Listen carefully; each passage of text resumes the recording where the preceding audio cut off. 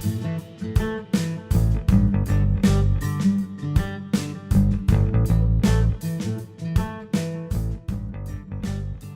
everybody, George Millara here from Divine Canine Dog Training and Underdog Pet Rescue.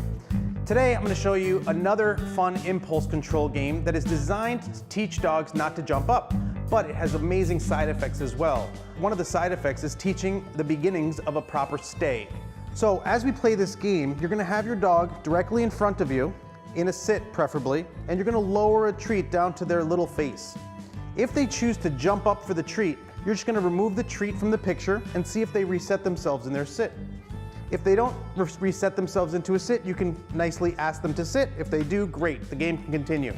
So you lower the treat, and then just right when you feel that they're not going to jump up, you say yes, and you bring the treat quickly to their mouth so that they don't have the opportunity to jump.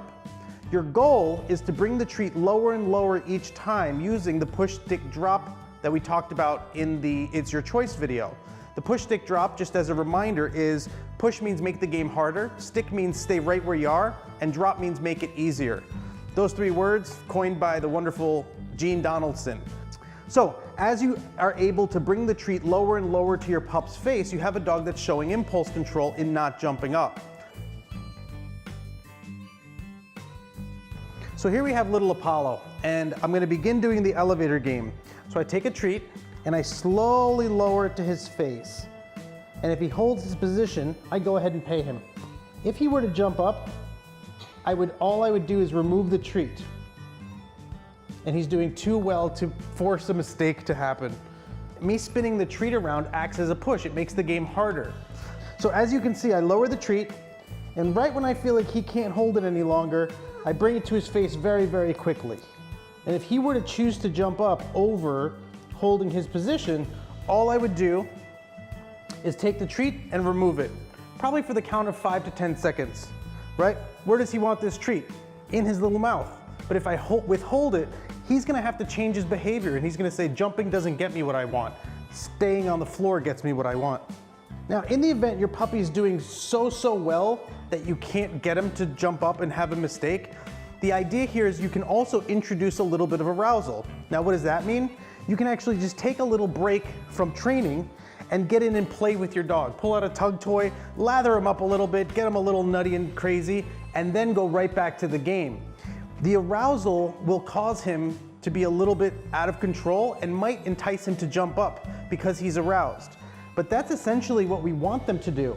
We want them to be obedient and know what behaviors to offer even when they're a little bit crazy. And that's what puppies are, they're crazy. Are you a good boy? That's nice. You gonna get that? Yes, good boy. So as you get better with this game, the other one you can do is I like to try to lure them out of their sit. Yes, good boy. He's doing so well. Good boy. Ready? Yes, good boy. Very good. So he's being such a superstar, even when I'm trying to lure him out of his sit, he's an oak. He's not moving. Ready? Yes, good boy. So let's see if I can't get him a little aroused and a little playful.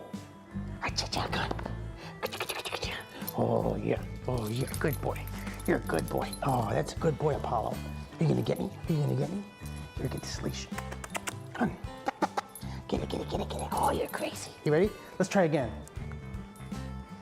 Come here, Apollo. Good boy, sit. Very nice. Ready? Here we go. Yes, good boy. He's pretty awesome. So that is the elevator game. Now, as I was mentioning before, if you notice, by playing the elevator game, Apollo is just holding his position and not moving.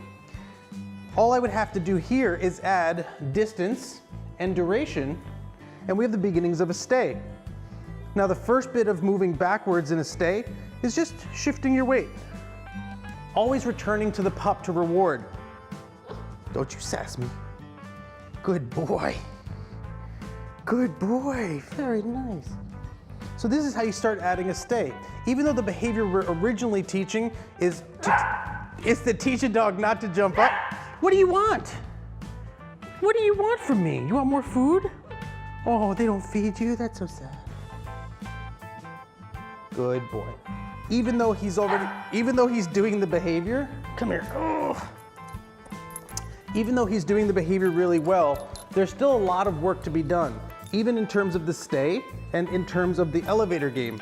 The elevator game, the one where we lower the food, we can also mix it up to teach the pup how to engage with other objects, such as a toy, a fluffy plush toy.